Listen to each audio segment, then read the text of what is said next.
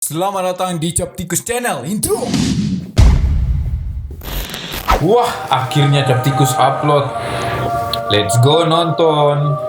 TikTok kah? TikTok? Oke, kalau kalian baca judul Baskom, ya berarti kalian Iya, cari video bukan Baskom. TikTok Dan lagi. untuk kalian yang cari TikTok gak ada di sini. Ini itu saja. Titik. Jangan lupa like video ini. Kemudian, ya di akhir video saya akan kasih tantangan atau pertanyaan yang kalian jawab di kolom komentar. Kemudian saya akan baca di next Baskom. So let's go. Tanpa basa-basi. Oke, jadi di video Baskom sebelumnya tanggal berapa kemarinnya lagi saya upload. Kemudian saya tinggalkan tantangan. Kalian ceritakan cerita horor kalian di kolom komentar. So, sudah berapa? 194 komentar. Wow. Dan ya, sudah berapa banyak yang cerita horor. Let's go. Langsung ke yang pertama.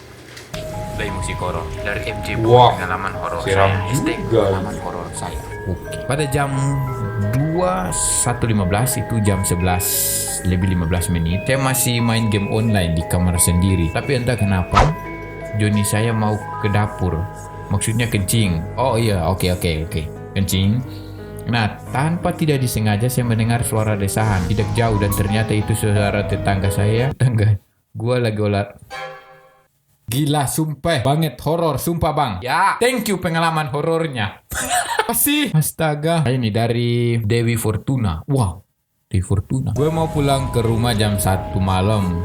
Kepaksa gue pulang lewat jalan angker karena jalan yang biasa terlalu jauh. Pas lagi di tengah jalan kayak ada yang ngikutin gue. Gue kepaksa beraniin buat lihat ke belakang. Ternyata itu bayangan gue sendiri, anjing fucek. Bangsat, ada yang komen dah kapok. Dan ternyata bayangannya bisa gerak sendiri dan ngejar gua. Ya.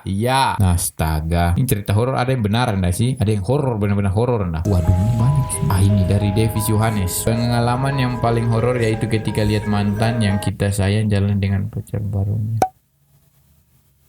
Ya, Borneo Army. Kalau pengalaman horor saya bang, pas lagi ujian praktek di rumah sakit, itu mau datang ke lab, ambil alat yang ketinggalan di lab, melihat orang di dalam lab itu, padahal lab kosong bang. Orang yang dilihat tangan sebelah kiri ndak ada, terus kepalanya juga ndak ada bang. Intinya serem lah, sambil lari aku bawa alat-alat buat praktek.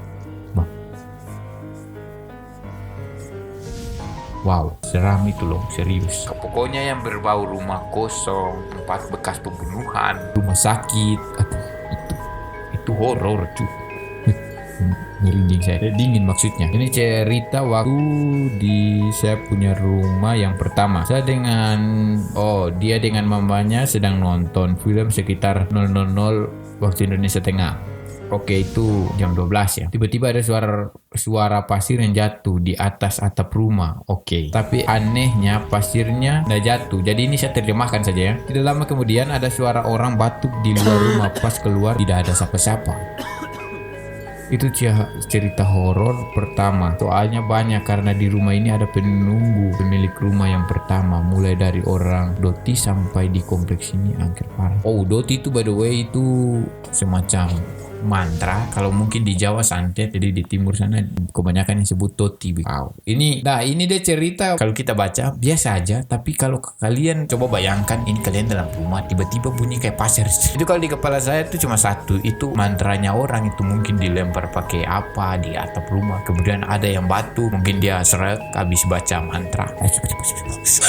Jadi dia batuk ya, itu mungkin saja dan itu seram by the way. Kemudian di rumah kalian itu terpisah dari kerumunan rumah begitu, jadi kayak agak jauh. Wah, itu seram kondisi begitu cuy. Pengalaman horor gua ini waktu itu jam 12 tepat gua kaget bangun terus mau bangun gak bisa. Taunya gua ditindih sama setan hampir 1 jam baru bisa bangun berdiri. Habis itu nonton Cap Tikus. Lain ini ketindihan. Tapi kalau pengalaman horor saya bang, pas explore di rumah sakit buat konten di channel YouTube teman saya, di atas tangga mau naik ke lantai 2, dia lihat kepala bahoba itu kayak nengok begitu. Lihat itu apa bahoba itu bahasa Indonesia, kayak ada yang lihat begitu di lantai 2. Oh wow, by the way saya bukan gak support konten-konten yang buat video horor yang kayak tempat angker yang begitu-begitu. Serius saya jarang nonton, hampir gak pernah nonton kayaknya karena saya takut bangke. Baru berpikir tempat horor saja takut. Coba dari Altah Makra. Gue lagi main game, tiba-tiba tengah malam Jumat dengar suara cewek ketawa-ketawa. Nah, saya isi backsoundnya. Terus karena gue orangnya suka penasaran, sama saya juga penasaran. Kalau saya kayak berasa ada di kiri ada orang, mesti lihat dulu kosong baru percaya. Tapi karena gue pikirnya positif, gue mengira yang ketawa tetangga yang lagi begadang. Rupanya sekitar 5 menit suara ketawanya sampai ke depan rumah gue. Gue lihat dikit bentuk mukanya tuh hitam bolong. Aduh, ini kipas tambah dingin tambah horor bangsa. Dikit bentuk mukanya hitam bolong-bolong, gak tahu itu apa. Gue pun langsung AFK dan pergi tidur. Tutup semua badan pakai selimut karena dengar suara kayak gitu. Gue jadi bisa tidur sampai jam 3 malam. Semoga gak ada kayak gitu lagi lah. Ya semoga gak ada. Dan by the way, kalau kenapa pengalaman orang kalau lihat hantu itu pasti mukanya tuh si hantunya itu pasti ndak dia kasih tunjuk muka kayak di film-film hantu Indonesia kemudian begitu ndak, itu pasti mereka kayak ke samping atau hitam mukanya begitu. Nggak tahu kenapa. Wah, ini ada beberapa cerita dari Abu Scott, Mona, dan MRT. Ini panjang-panjang. Dan saya mau kalau kalian yang mau bercerita horor, jangan yang cuma misalnya ceritanya begini nih. Nggak apa-apa, itu pengalaman horor kalian, tapi masa saya baca begitu. Cuma waktu itu bang saya di dapur kemudian saya lihat kuntilanak. Ya sudah begitu.